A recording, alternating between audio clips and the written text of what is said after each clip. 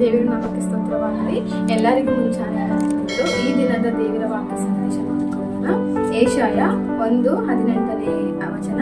ನಿಮ್ಮ ಪಾಪಗಳು ಕಡು ಕೆಂಪಾಗಿದ್ದರೂ ಹಿಮದ ಹಾಗೆ ಬಿಳುಪಾಗುವವು, ಗೀರ ಮಂಜಿ ಬಣ್ಣವಾಗಿದ್ದರೂ ಉಣ್ಣೆಯಂತೆ ಬೆಳ್ಳಗಾಗುವವು. ದೇವರ ನಾಮಕ್ಕೆ ಸ್ತೋತ್ರವಾಗಲಿ. ದೇವರು ನಮಗಾಗಿ ಕಲ್ವಾರಿ ಶಿಲುಬೆಯಲ್ಲಿ ರಕ್ತ ಸುರಿಸಿ ಪ್ರಾಣ ಕೊಟ್ಟಿದ್ದಾರೆ. ಯಾಕೆಂದರೆ ನಮ್ಮ ಪಾಪಗಳಿಗಾಗಿ ದೇವರು ತನ್ನ ರಕ್ತವನ್ನು ಸುರಿಸಿದ್ದಾರೆ. ಅವು ನಮ್ಮ ಪಾಪಗಳು ಎಷ್ಟು ರಕ್ತವಾಗಿ ಅಂದರೆ ಎಷ್ಟು ಘೋರವಾಗಿದ್ದರೂ ನಾವು ದೇವರ ಮುಂದೆ ಒಪ್ಪಿಕೊಂಡು ಅದನ್ನು ಬಿಟ್ಟು ಬಿಡುವಾಗ ನಮ್ಮ ದೇವರು ಅದನ್ನು ಹಿಮದ ಹಾಗೆ ಬಿಡುಪಾಗಿ ಮಾಡುವ ದೇವರಾಗಿದ್ದಾರೆ. ನಾವು ನಮ್ಮ ದೇವರ ಮುಂದೆ ನಾವು ಪಾಪಗಳನ್ನು ಒಪ್ಪಿಕೊಂಡು ಬಿಟ್ಟು ಬಿಡುವಾಗ ಅದು ಉಣ್ಣೆಯಂತೆ ಬೆಳ್ಳಗಾಗುವ ಎಂಬುದಾಗಿ ದೇವರ ವಾಕ್ಯ ಹೇಳುತ್ತದೆ. ದೇವರು ಈ ವಾಕ್ಯವನ್ನು ಆಶೀರ್ವದಿಸಲಿ. ನಾವೆಲ್ಲರೂ ಪ್ರಾರ್ಥನೆ ಮಾಡೋಣ.